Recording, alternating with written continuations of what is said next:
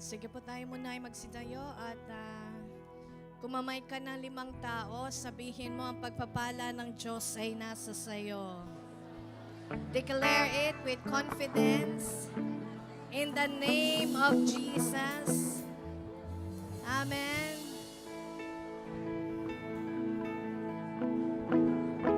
Amen. Hallelujah. Sabihin mo sa kabila, punong-puno ako ng kagalakan. Dahil nandito ka ngayon, sabihin natin, punong bumubuhos ang ulan. Sino dito yung basag-basa na sa ulan yung pagpapala ng Panginoon? Hallelujah. At sino naman dito may inaasahan sa Diyos ngayong hapon na ito? Praise God. At alam niyo po, isa sa pinakanais ng Diyos ay maranasan mo ang kanyang walang hanggang pag-ibig. Hallelujah. Kaya sabi mo sa katabi mo, ang unang binuhos ng Diyos sa iyo ay ang kanyang pag-ibig. Amen. Tayo po'y manalangin. Panginoon, salamat sa napakasarap na pag-ibig mo na siyang bumuhos sa amin. Hallelujah. Sa simula pa ng mga panahon na hindi kami karapat-dapat. At alam namin na ngayon na kami anak na ng Diyos. Hallelujah. Patuloy ang iyong walang hanggang pag-ibig na nagmamahal at nag-uumapaw sa amin. Salamat po sa biyaya ng iyong mga salita. Ang tinapay ng buhay na kailangan po namin sapagkat sabi mo na man shall not live by bread alone but by every word of God that cometh from your mouth. Kaya naman ngayong hapon na ito, Panginoon, hallelujah, ay sama-sama naming pagninilay-nilayan ang iyong mabubuting salita, ang iyong pag-ibig, ang iyong mga pagpapala na nag-uumapaw araw-araw. As you have said in your word that you have loaded us with your daily benefits. Salamat po, Panginoon Jesucristo, sa provision, sa supply, sa lahat ng mga pangangailangan, lalo tigit sa pananampalataya, hallelujah, na siyang pinagkaloob mo po sa amin. Patuloy na samahan kami ng kapangyarihan ng banal na Santong Espiritu. Sapagkat apart from the Word of God, apart from Jesus, we cannot do anything. But you have said in your word that if we remain in you and your words remain in us, ask anything that we wish, and it shall be given unto us. Salamat po, Panginoon, sa kasagutan at katugunan ng mga panalangin at lalo tigit sa biyaya ng buhay na walang hanggan na ngayon pa lang ay na-enjoy na namin. Sa iyo po ang papuri, maparangalan, walang ibang pangalan, kundi ang pangalan na kung saan nasulat sa langit at lupa na ang lahat ng tao ay tatanggap ng kaligtasan sa pangalan ng aming Panginoong Jesucristo. Ikaw lang po ang maparangalan ngayong hapon na ito, ang iyong mabubuting gawa. Hallelujah, ang manatili sa aming puso at ang iyong mga salita na nagbibigay buhay, ang manatili sa aming kaisipan at sa aming espiritu. To God be all the glory, and this we pray in Jesus' name. Amen and amen. Praise God. Lahat ng mayayaman pumapalakpak ng malakas. Pero pag kayo mahirap dito, amen. Sige po, makakaupo na tayo. Again, sabihin natin, hindi ako mahirap. Ayan. Ang word na mahirap po kasi is not from God. Minsan, ang kalaban talaga ng tao ay yung sarili niya. Sasabihin niya, walang-wala, pero meron. Tama ba? Wala nga po, pero meron. Sasabihin niya, ay, hindi naman ako maganda, pero nagpapaganda. Sabi niya, wala akong maisuot, pero buksan mo yung drawer niya, buksan mo yung cabinet niya. Walang mapiling masuot. Amen. Sabi mo sa katabi mo, mayaman tayo sa Panginoon. Ang kailangan lang po natin alamin ay ang estado ng puso natin. Amen. Kailangan magkaroon tayo ng matibay na pananampalataya at yung puso natin ay magkaroon ng tamang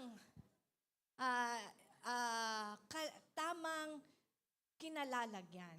Kaya ngayong hapon, since ngayong buwan ng August, tayo po ay nasa abundant provision. Sabi mo sa katabi mo, marami ka nang tinanggap. Sabi mo sa kabila, marami ka nang isi-share. Wag lang sa pagtanggap. Amen. Amen. Ang tunay na mayaman hindi tumitigil sa pagtanggap. Ang tunay na mayaman humahantong sa pagbibigay. Amen. Ilan kaya ang mayaman dito? Say hallelujah. Praise God. Alam niyo po, pag naunawaan natin to, nag-grasp natin to, ngayon mo mapapatunayan na hindi ka mahirap. Amen. So, ang pinag-aaralan natin is abundant provision at makikita po natin ang salita ng Diyos. Let's just read once. In Mark 8. Tingnan lang natin yung verse 14. Okay, basahin po muna natin. Ito talaga yung theme natin for the month of August. Sige, 1, 2, 3. The disciples had forgotten to bring bread, except for one loaf they had with them in the Tanay, boat. may katabi mo, may nakalimutan ka ba? Yung mga disciple, nakalimot. Ang nakalimutan pa nila ay yung... Pero tingin ko sa JCTD, hindi ito nakakalimutan eh. Amen. Pag may mga gawain, ang una nilang tanungan, anong dadalhin natin?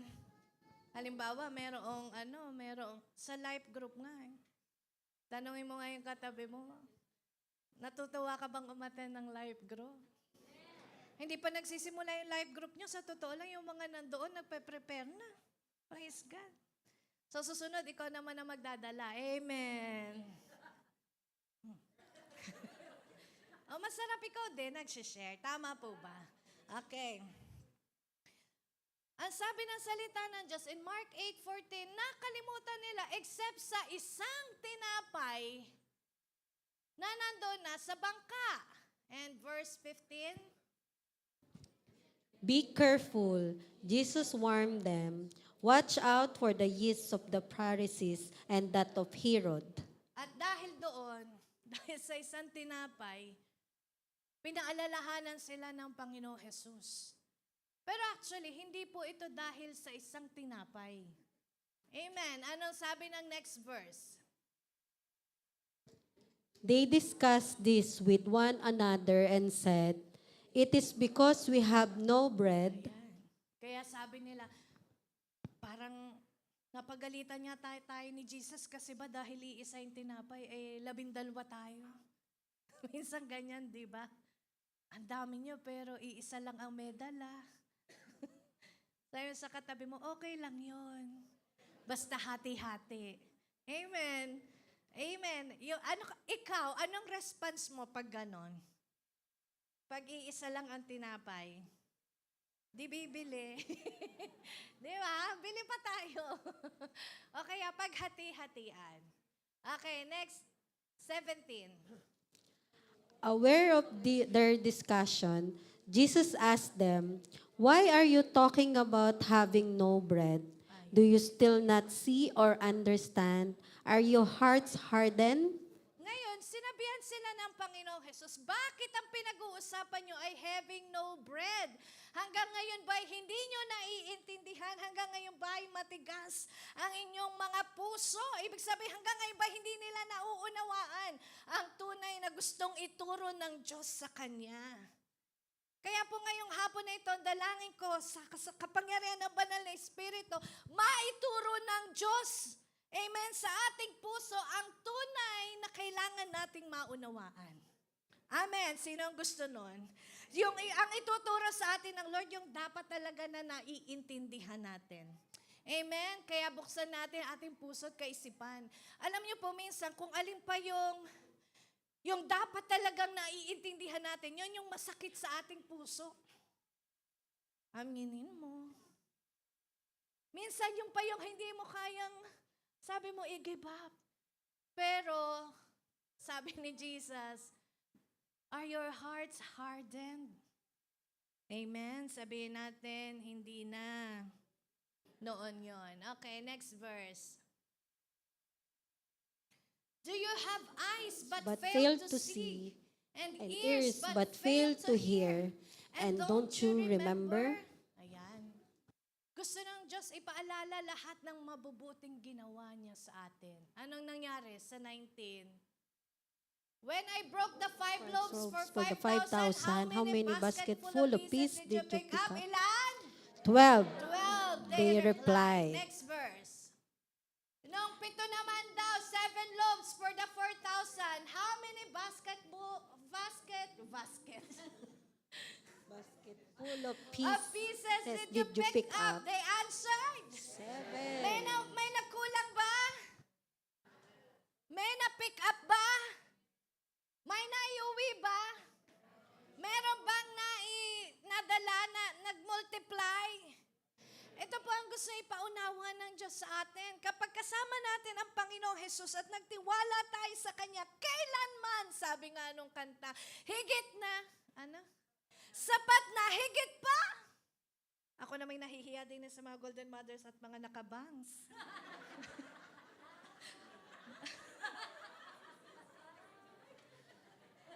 Pero you look younger. Nakakabata pala na. Naitago kasi yung ating... Kung kailan namang unat na unat yung buhok ko dito ngayon. Praise God. Oo nga, sige. Mga next month. Uy, magbabangs lahat.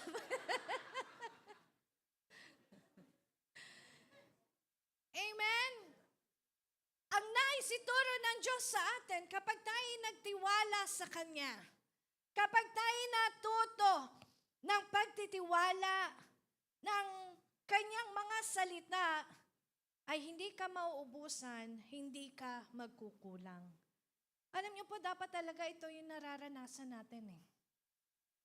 Sabi mo sa katabi mo, yan talaga ang disenyo ng Diyos sa'yo. Yung hindi ka nagkukulang, hindi ka nauubusan, hindi ka nasisiro. Kaya ngayon po, pag-aaralan natin, ang title natin ngayong hapon na ito, I refuse to be poor, for I choose to be rich. Amen. I refuse to be poor, for I choose to be rich. So paano nga ba natin maipapractice? Minsan, ang kulang lang dito, practice. Alam niyo po, ang isang bagay para matutunan o para magtuloy-tuloy sa buhay mo, ang kailangan lang practice. Sabi mo, practice. Eh bakit ba nape-perform ninyo yung magandang pagtatrabaho sa opisina? Eh kasi pinapractice nyo. Anong tawag doon? Inaaral nyo pa para maging expert kayo. Tama ba? Mapera lang, ayaw mo. Di ba yung mga yung pag pumapasok tayo sa office, may mga bagay tayong hindi alam. Pero anong ginagawa? Dinidiscover po natin, inaaral natin. Hanggang sa mamaya, kaya ka nga na-promote. Sabi mo sa katabi mo, para sa'yo yon. Di ba kaya nga tayo na-promote? Nakita ng yung boss, ay grabe yung galing nito, grabe yung expertise niya, sobrang ginalingan. Pero sa totoo lang po, yung promotion dito sa mundo, additional lang yan. Ang tunay na nakakakita ng totoo nating pagtatrabaho, walang iba kundi ang Panginoon. Amen. Amen. Alam ng Diyos kung paano tayo nagbo-work. Lalo tigit alam ng Diyos kung sino ang priority natin. Kaya minsan sabi mo, bakit kaya hindi ko naman masyadong ginalingan sa opisina, pero na-promote ako? Ay baka kasi priority mo yung gawain ng Diyos. Eh pangako niya yun. Ang sino mang umuna sa kanyang righteousness. In Matthew 6:33, that seek ye first and His kingdom and His righteousness, and all these things shall be added unto you. Pwede ba yun na hindi mo masyadong ginalingan sa opisina pero na-promote ka naman? Pwede, basta nagsisipag ka sa Panginoon. Basta dinedeklara mo yung mga tamang bagay. Amen. Eh minsan, nasa opisina ka na, doon ka pa nagmo-more, paano ka mapopromote? Dapat ang sitwasyon ng opisina mo, kung hindi umaayon sa'yo, magdeklara ka na sa pag pumapasok ka, ikaw yung tagapagdala ng magandang deklarasyon. Ikaw yung magbabago, hindi ikaw yung nababago ng sitwasyon ng opisina mo. Amen. Amen. Kaya pagka pumasok ka sa office mo, ay deklarahin mo na anong gusto mong maging paglaki mo. Lumaki ka lang. Lumaki lang eh. Ba't tumawa ka, Makoy? Okay? Di ba? I-deklara mo. Itong opisina ito, hindi naman automatic na magiging tayo. Hindi naman yon tawag dyan. Hindi ko makuha yung word. Kasi yung office, hindi naman yan parang kailangan maging may-ari ka eh. Pero kung gusto mo, pwede din. Depende sa idedeklara natin. Okay, number 1. Ang unang kailangan for us is to have a compassionate heart. For us to refuse to be poor and to choose to be rich is choose to have a compassionate heart. Just like the Master Jesus. Again, kung babalikan po natin, pinag-aralan natin noong nakaraang linggo, ang nakita ng Panginoong Jesus sa verse 2, sabi ng Mark 8, verse 2, anong meron siya? Mark 8, verse 2. I have compassion for these people. They have already been with me 3 days and have nothing to eat. Yan, yung mga taong ito, sumama kay Jesus sa loob ng 3 araw. Imagine, gano'n na lang ang compassion ng Panginoong Jesus. Though alam niya, hindi lahat nung nasa crowd naniniwala sa Kanya. Yung iba, watcher lang, nanonood lang. But they choose to stay. Ganyan ang blessing ng Lord. Pinili mo palang magstay. Hindi ka pa naniniwala nun. Kasama ka na sa kinaabagan ng Panginoon. Kaya nga dapat maintindihan natin na kasi maraming tao pagka naiisip nila palagi na ang laki ng kasalanan nila, talaga namang mayroong word na kasalanan.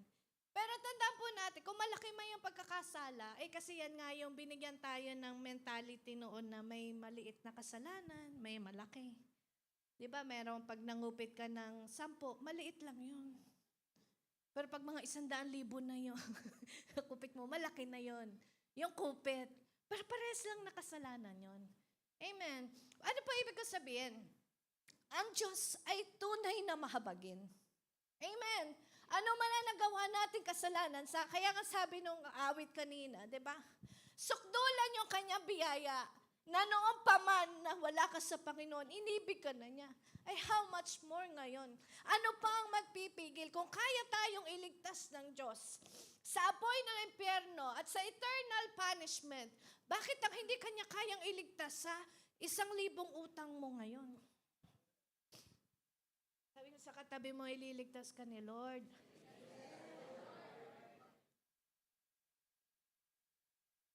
At tingin nyo ba, bibigyan kayo ni Lord ng 1,000 pambayad? Iyan kasi ang mentality natin. Ang mentality kasi natin palagi is, since the Lord will always saying that God will provide, palagi na lang tayo naghihintay ng provision. Pero alam nyo po, parang ganito yan. Pag sinabing provision, nasa warehouse na lahat ng iyong pangangailangan. Sino may warehouse dito? Anong ginagawa? Halimbawa may warehouse. May customer, may pangangailangan. Anong gagawin ng customer? Tatawag yung customer. Kailangan ko ng ganito. At i-deliver sa'yo. Ang tawag doon ay supply. Minsan ang tao hanggang provision lang. They believe that God provides. Pero nakalimutan nila paano ma-receive yung supply. Anong kailangan? Tawag mo! Itawag mo yung supply. Pero ngayon, ang pagtawag ng supply, hindi na hihingin kay Lord, na-provide na eh. Kanino hihingin. You say it, and it will come to you. You declare it, and you shall receive it. You believe, you pray in your heart. I pray. Oh, may utang ka. In the mighty name of Jesus Christ. Alam nyo mamaya, huwag ka maghanap ng taong mautangan uli. Hindi ho ganun ang solusyon. You practice. Minsan, ito yung tinuturo, pero ayaw natin practicein. Ang hindi ba tayo ayaw ng Diyos? Sabi mo sa katabi mo, ayaw ng Diyos, mahirap ka. Lalo't higit ayaw ng Diyos, nangungutang tayo. Amen? Amen. Sino dito gusto, hindi siya nangungutang, pero namimigay? Amen. That's the mentality that we should have.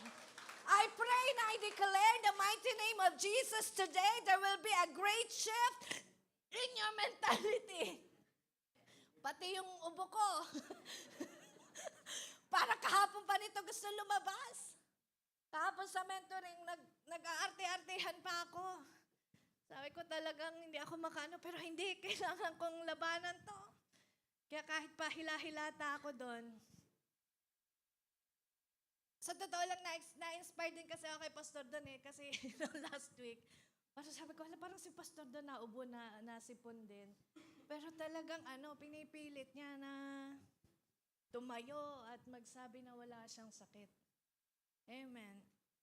Kaya ako ngayon, wala naman kaming sakit. May ubo lang. Naubo lang, nasipon. Uulitin ko yung deklarasyon ko. Parang gusto pa pigilan ni Satanas. Amen. Again, I declare the mighty name of Jesus that today the Lord will give you a renewed mentality that you are not poor, but you are rich. At lahat ng hihingin mo, lahat ng sasalitain mo sa pangalan ng Panginoong Hesukristo, pag sinabi mong sayo, ay maririlis sayo in Jesus' name. Amen. Amen. Receive it in the mighty name of Jesus Christ. Pero dapat mabuo muna sa atin ang compassionate heart. Kasi ang Panginoong Jesus, makikita nyo kung bakit gusto niya na may pagpapala. Kung bakit gusto niya may abundant provision sa kung nasaan siya. Ay dahil siya po ay mayroong compassion sa tao. Katulad ng ginawa niya sa atin. Kaya to have, kapag tayo nagkaroon ng compassion, ano yung nade-develop sa atin? Pag tayo may compassion heart, ang nade-develop sa atin, una mong tanong, ano kayang maitutulong ko? Amen. Tama po ba? Pero hindi tayo scammer. Yung mga scammer kasi, ano kayang... Tapos akala mo, bait-bait niya. Sabi nung makakatanggap ka po ng 100,000, basta magbigay ka muna ng 1,000. Ikaw naman, nagmamadali ka eh. Sabi mo kasi, makakatanggap ka ng 100,000, basta magbigay ka ng 1,000. Scammer yon. Sabi sa katabi mo, scammer yon. Hindi yung katabi mo. Walang ganon.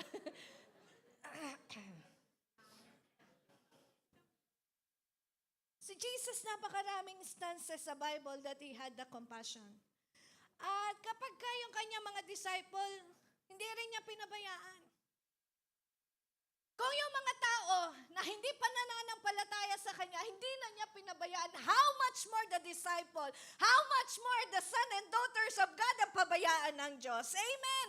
Alam niyo po, pag nailagay mo sa puso mo na anak ka ng Diyos, hindi mo maiisip na kailan may pababayaan ka ng Ama. Amen. Kaya dapat, mula sa araw na ito, hindi mo na maiisip na naghihirap ka. Sa katabi mo, hindi na tayo naghihirap. Again, paano pag may kakulangan? First, you find out what the Bible says.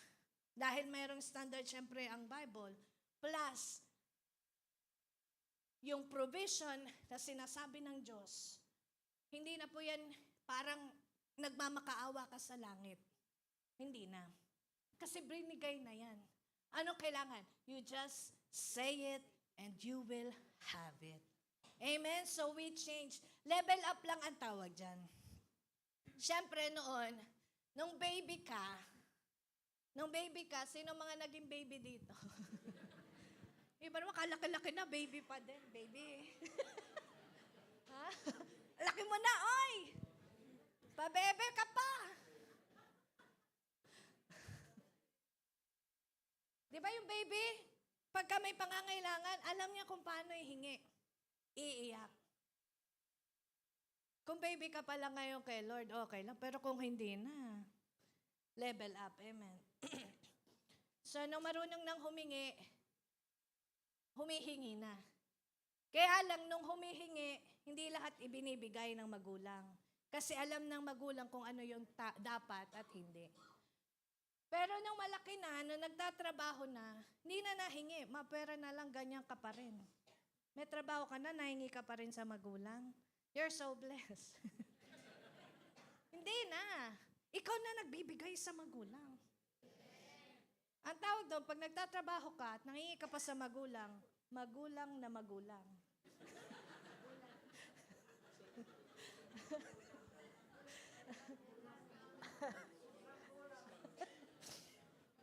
Nina, you change your mind. Alam niyo po, kailangan nating mag-love gift talaga sa ating mga magulang. That's another, level up ng yung pagpapala. But before that, again, kailangan matutunan natin yung tinatawag na compassion. Amen?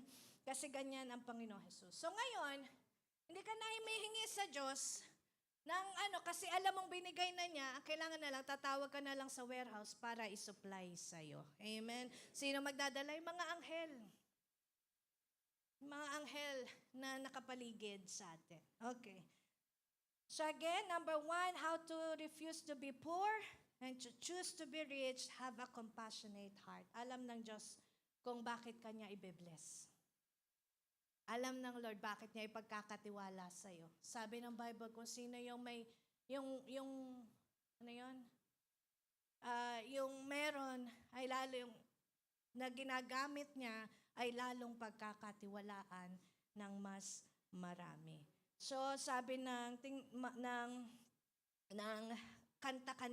kantang na kung bakit kailangan ng compassion. Alam niyo yung kanta na Hosanna? Sabi nung bridge, heal my heart and make it clean. Sige nga kayo.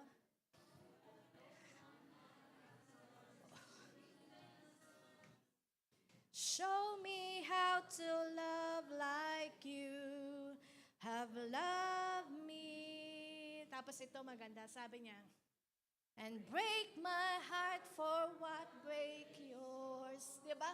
Sabi nung kung ano man Panginoon yung nakaka-broke ng heart mo, make it also as ng puso ko. Bakit? Ano yung kasunod? Everything I am for you. Alam nyo, pag nahit nyo to, na lahat ng meron ka ay para sa kingdom niya, naku, hindi mo na isipin yung pagyaman ng mundo. Mayaman ka na eh. Amen. Sabi mo sa katabi mo, mayaman ka na talaga. Hallelujah. Amen. So, tingnan natin ang Colossians 3:2. Okay, when we speak of compassion, remember this. When we speak of compassion, it's not more on receiving compassion. Kasi nga, yung iba ang gusto, sila lang tumatanggap ng habag. Hindi na. Alam niyo po, pag tayo ay Kristiyano na, we are a giver. And we always extend compassion. Amen. Sometimes, gusto mo ikaw rin yung kahabagan. Pero kailangan ma-renewed yung mind natin that it is you who have to give compassion. Sabi ng Colossians 3:2. 1 and 2 nga, anak.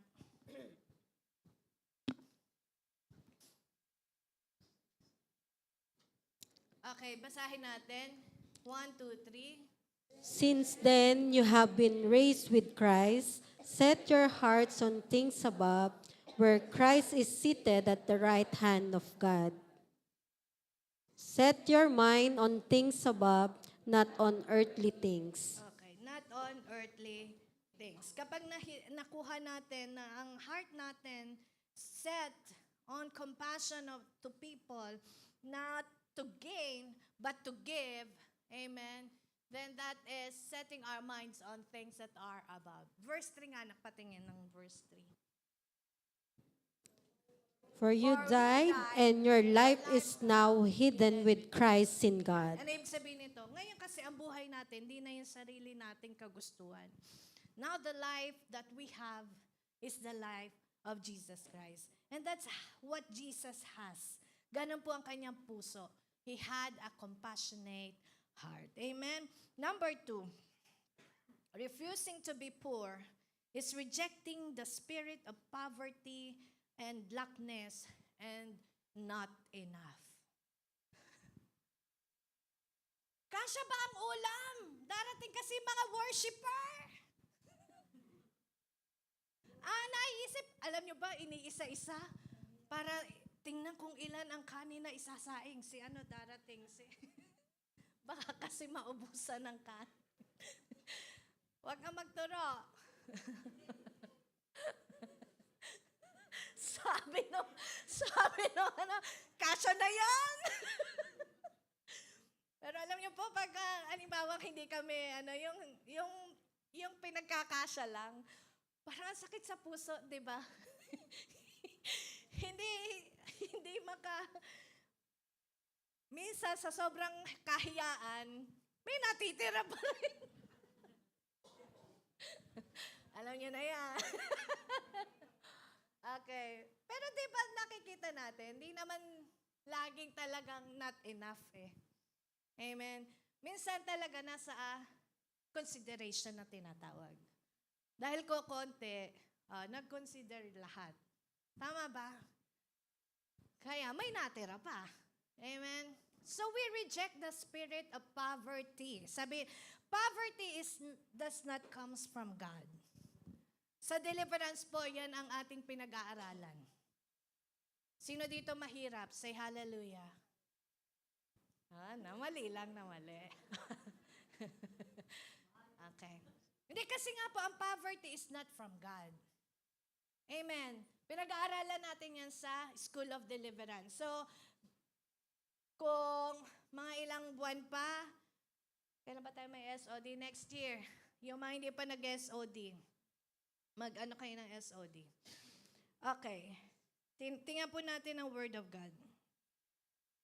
Yung poor mentality. Yung poor mentality, yan yung tinatawag na palaging kapos. Hindi sapat. Laging ubos. Pero sa totoo lang, hindi ka naman laging kapos. May panahon na meron.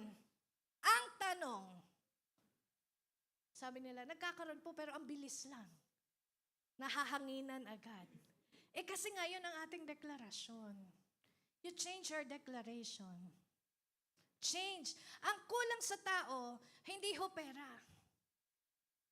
Sabi mo yung katabi mo, hindi ka kulang sa pera. Ang kulang sa tao, management.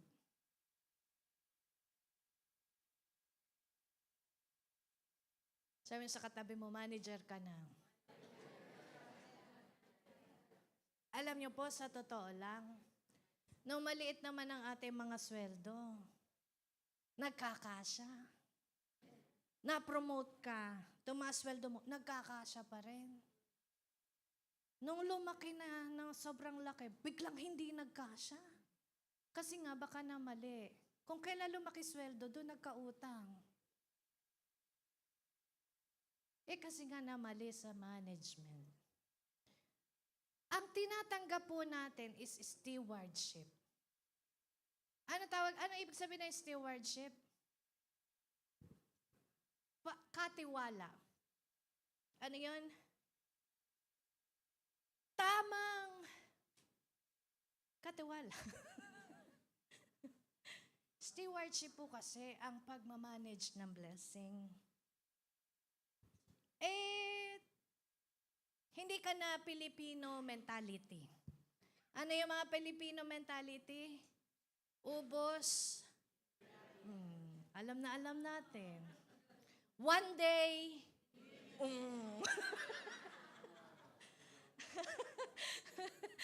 Kasi yan yung kinalakihan natin. Pero ngayon, amen, praise God, may salita ng Diyos na magtuturo sa atin kung ano ang tamang pagmamanage. Amen.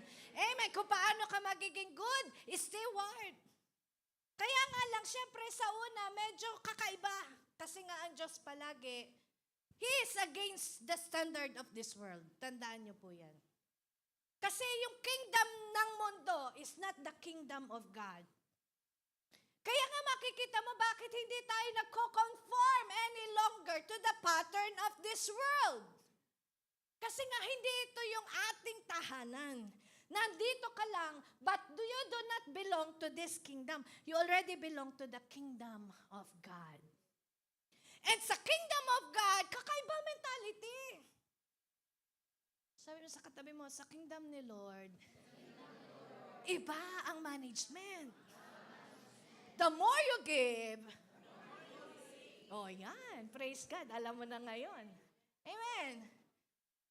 Eh yun ang kanyang, yun ang kanyang prinsipyo.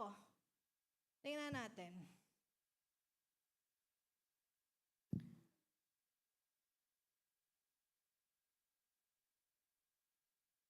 Nang ang tao po ay na-separate from the Lord, may tatlong bagay siyang nawala.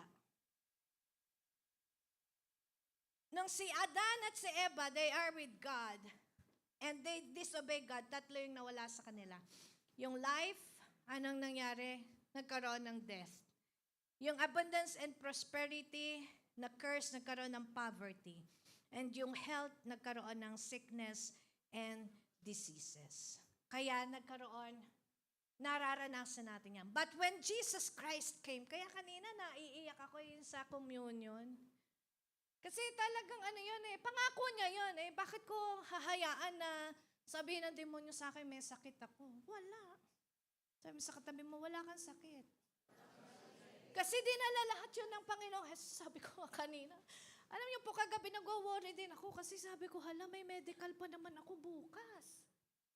Alam niyo ba, nag-search ako. Nag-search pa ako kay Google. Pwede ba magpa-medical kahit may lagnat? Sabi ng Holy Spirit sa akin, wala kang sakit, wala kang lagnat, tumayo ka. Tumayo ako, nag-pray in tongues ako. Amen. Sama niyo po ako sa gusto patunayan na, di ba sabi nga sa katuruan ni Pastor Chris ng mga nakaraan, huwag mong hanapin yung symptoms. Kasi pagka hinanap mo yan, matatakot ka lang. Hanapin mo yung salita ng Diyos na nagsasabi na wala kang sakit at karamdaman. Alam niyo po, dinala ako ng Lord sa verse na ito. Nasaan na yun? Kaya lalo ako naiyak.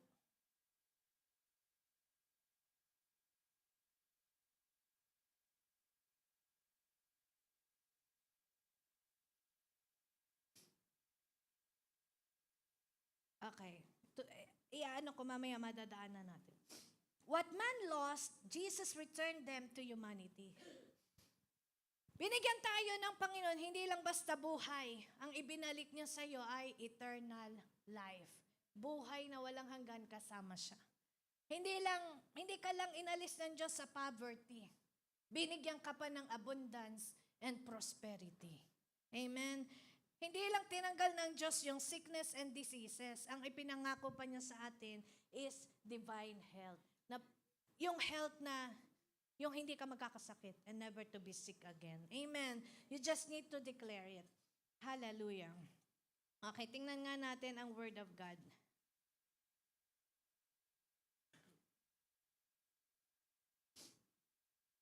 Proverbs 13:22. Ay, saglit. Bago po dyan. Yung pong, bakit ang prosperity is for you? Yan yung verse natin, 3 John 2. Basahin nga po natin.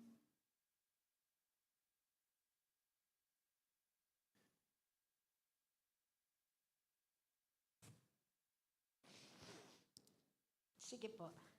Dear friend, I pray that you may enjoy good health and all may go well with you, even as your soul is getting along well.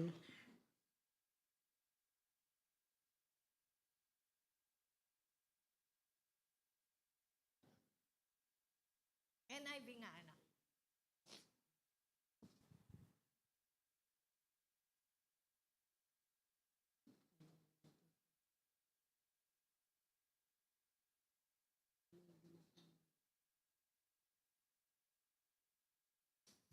Okay, NIV. 1, 2, 3. Dear friend, I pray that you may enjoy good health and all that may go well with you, even as your soul is getting along well. Sabi mo sa katabi mo, dear friend, I pray that you may enjoy good health. Amen. Good health. Sige, deklarahan mo, dear friend. Good health is yours. In Jesus' name. Amen. So kung tayo halimbawa ay nakakaramdam, ikaw din mismo, ikaw na magdi-declare sa sarili mo, dear friend, I pray that I may enjoy good health. Paano kung hindi lahat umaayon sa'yo ay dito? And all may go well with me. I declare it in the name of Jesus. Parang hindi umaayon sa'yo yung kumpanya. I pray that may all go well with me in the name of Jesus. And all things will work together for my good in Jesus' name. Huwag ka agad matakot. Minsan pinangunahan na natin Pinatawag ka lang ni boss. Kinausap ka lang. Ang sabi mo, baka tatanggalin ka na. Hindi pa. Maghintay ka ng termination. Unang pangunahan. Amen. Pag ang Diyos naman nakakita ng ginagawa mo, dito nga si Kuya Nelbert. Nasaan ka? Naka-duty? Ano yung patotoo ni Kuya Nelbert? Sabi, tatanggalin siya. Ang tapang niya, di tanggalin niyo. Ngayon na. Magsasabit ako ng resignation. Kalaban niya, HR. Maya-maya nakarating sa director. Sabi ng director, hindi ka pwedeng tanggalin. Bigay niyo sa akin tong siya na mag-testimony. Amen. Nanghiram lang ako. Sabi mo sa katabi mo, all may go well with you. Sa kabila, sabi mo, all things will work together for your good. You start declaring good things in your life. Amen? Faith-filled words. Why? Poverty, lackness, or not enough is not from God. Tingnan natin, ano ang plano ng Diyos sa atin? 2 Corinthians 8:9.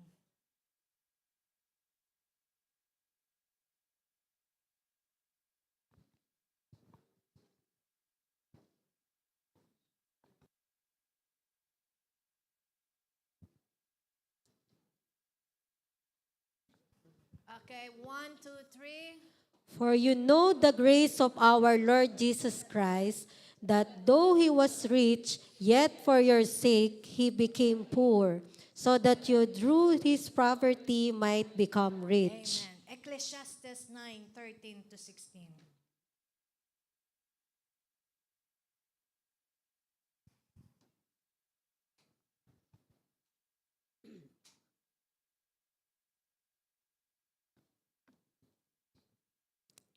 I also saw under the sun this example of wisdom that greatly impressed me. Ecclesiastes, ano yung sabi ko, anak? 9:13-16. Okay, ready. There was once a small city with only a few people in it, and a powerful king came against it, surrounded it, and built huge words against it. Okay, then what happened? Now there lived in that city a man poor but wise, and he saved the city by his wisdom. But nobody remembered that poor man. Yan. Ano sabi ng 16? Therefore, So I said, wisdom is better than strength, why? But the poor man's wisdom is despised, and his words are no longer heeded. Ano ibig sabihin nito? Minsan, kahit matalino ka, pero mahirap ka, hindi ka maalala. Kaya sabi ng Diyos, ang gusto niya sa atin, matalino ka na, mayaman ka pa. Amen. Ibig sabihin, you gave wisdom. Di ba sa interview, halimbawa merong nag-interview. Di ba example to ni Bishop Ted? Sinong mas uunahin mo interviewin? Yung dumating ng naka-coat?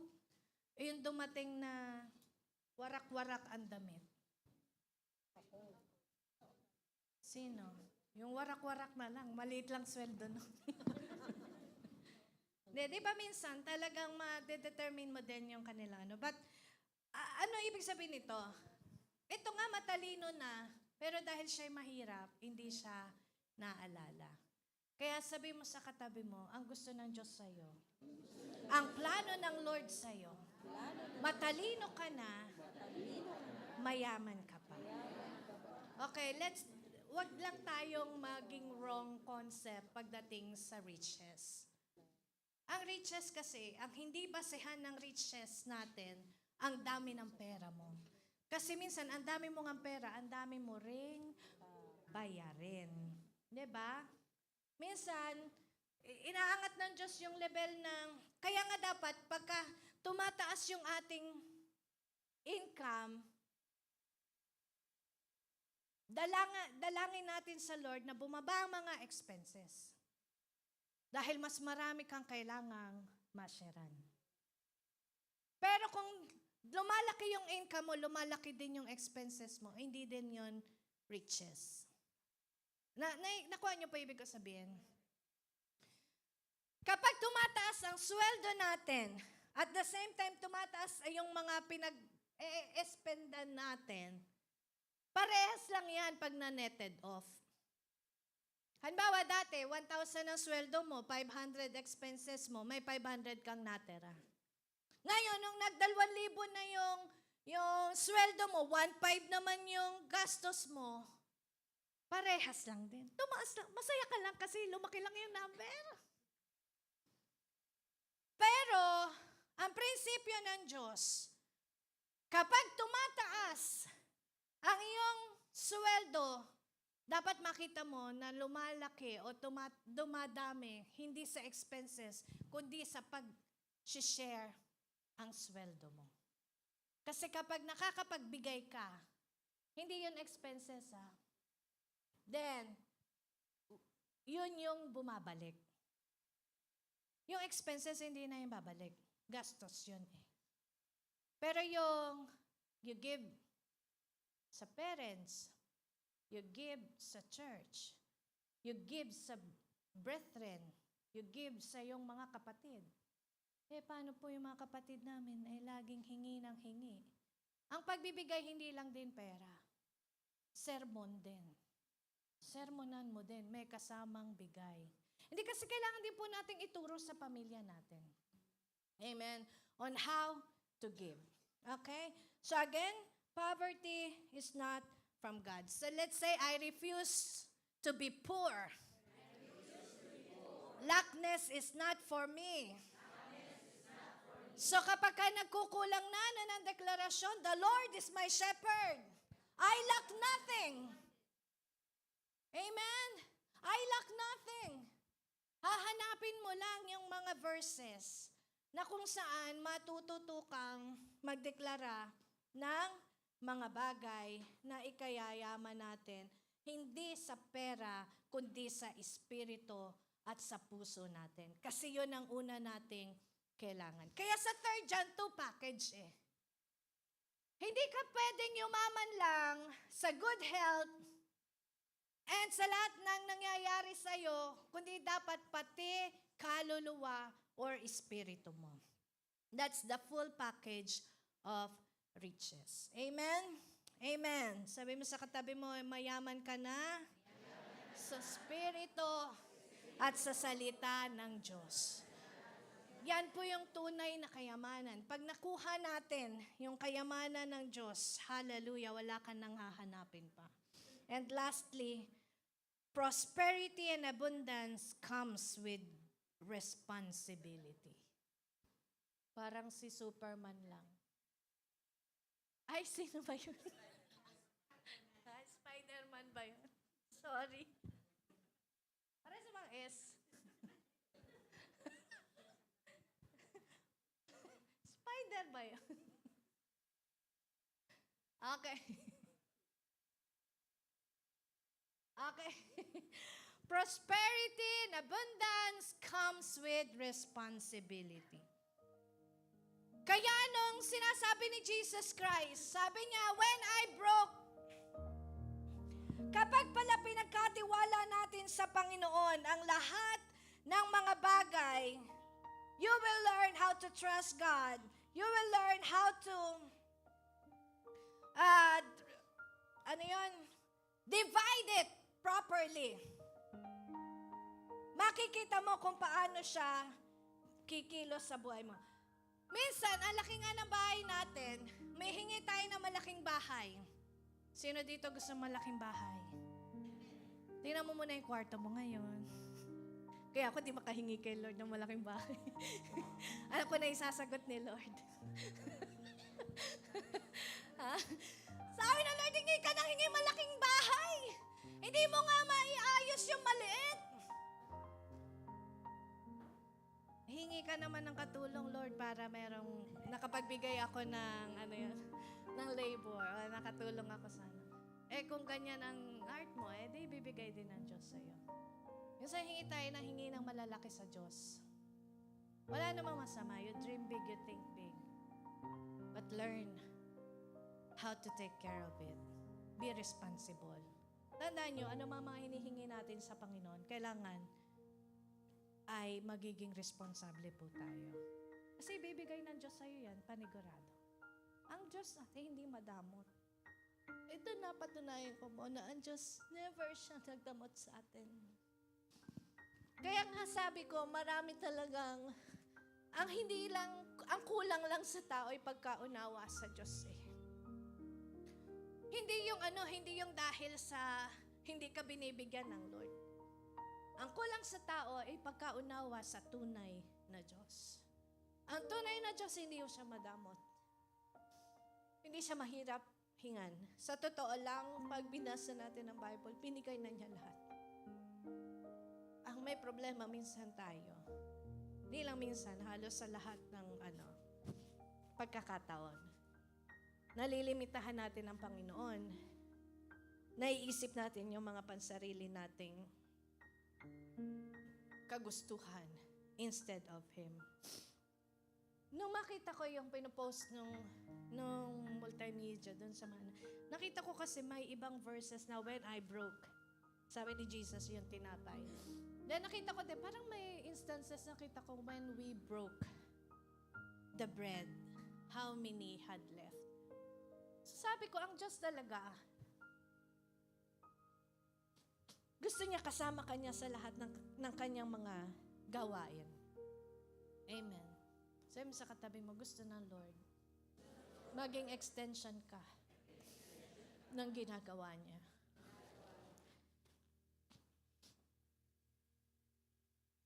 Tingnan natin yung Philippians 4:19.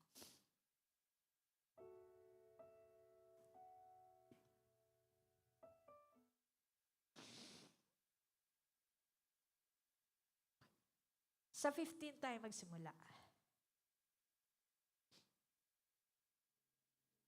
Sige po, basahin natin.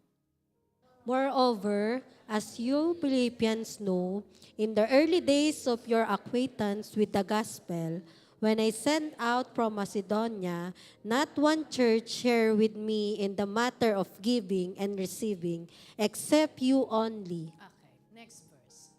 For even when I was in the Thessalonica, you sent me aid again and again when I was in need.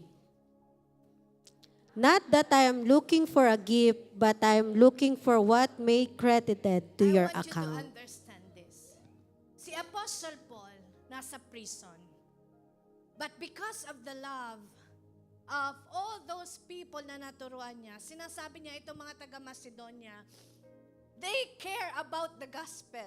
Okay? They care about the kingdom of God. Nag-care sila sa gawain ng Diyos. So ngayon, nagpapadala sila ng aid kay Apostle Paul. They're bringing gifts. They're bringing support. And si Apostle Paul naman, sinesend niya din yan doon sa mga workers, sa mga missionaries. And alam nyo, naisip ni Apostle Paul, not that I am looking for a gift. Kapag binibigyan siya, not that I am looking for a gift, but I am looking for what may be credited for you to your account. Hindi bank account. Pero ito yung heart ng mission. Kapag nagbibigay tayo, hindi yung kung ano yung ibinibigay natin, kundi ano pa yung matatanggap mo sa yung pagbibigay. Next verse. Dito kasi maraming na misconcept. Sabi niya Apostle Paul, I have received full payment and even more. I am applied supply. Now that I have received from Epaphroditus the gift you sent. They are a Fragrant offering, an acceptable sacrifice, pleasing to God. And next verse, ang sabi niya doon, and my God will Meet all your needs according to His glorious riches in Christ Jesus. Gusto sabihin dito ni Apostle Paul, kasi ginagamit lang natin lagi ito na my God shall supply all my needs. Yes. Pero bago niya sabihin ito, nakatanggap siya mula sa mga missionary. At yun ang dineklara niya sa mga nagbibigay. To those who are supporting the kingdom of God. Anong gusto sabihin ng Lord sa atin? When we care, when we are being prospered by the Lord, kapag nanalangin tayo ng abundance at ng prosperity, just be careful to be responsible. You need to learn how to responsibly respond to God's blessing. It's not just overflow. Tandaan niyo yung sinabi ko, my cup runs over na nasasayang ayaw ng Lord. Kung bakit pinapick up niya ang 7 full basket dahil ayaw niyang nasasayang ang mga overflow ng buhay natin. Alam niyo po minsan, ang dami nating overflow. Pero we are just keeping it idle. Today I pray, i-recheck natin yung buhay natin. Baka marami tayong overflows na nandun lang. We're keeping it idle. Nasasayang dahil hindi nagagamit. Pero kung magagamit yan, marami tayong mari-reach out. Napakarami pong mga gawain ang mga nangangailangan. Like the Master, katulad ng Panginoong Hesukristo, He never taught His disciples, hindi niya tinuruan, never taught His disciples to hold of the riches of this world, but to hold on the love of the Father. The love of God is more than enough to trust in Him that everything can be provided and can be supplied to us. The compassion of our Savior, He is more than able to save us from the fires of hell and from eternal punishment. He is able to save us as well in anything or trouble in this world. Kaya ngayon, kaya sinabi ni Jesus until now, you don't understand. Ano bang kailangan natin? Wisdom, read yung mind, and yung heart na maging responsible sa anumang abundance or prosperity na darating sa atin. Tayo pong lahat ay magstayo. And we'll pray.